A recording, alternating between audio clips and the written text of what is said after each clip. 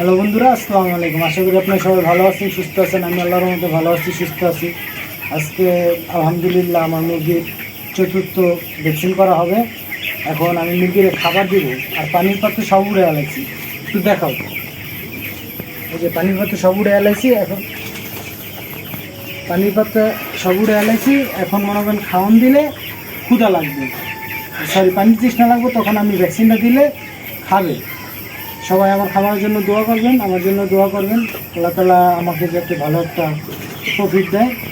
সবাই ভালো থাকবেন, সুস্থ থাকবেন। এখন আমি খাবার দিই, আপনারা দেখুন। বিসমিল্লাহ। আপনাকে দেখানোর উদ্দেশ্য হলো খাবারটা এখন দিলে খাবে, কিছুক্ষণ পরে পানি তৃষ্ণা লাগবে, তখন ভ্যাকসিনটা দিলে ভ্যাকসিনটা খাবে, পরিপূর্ণভাবে মুরগি সুস্থ থাকবে।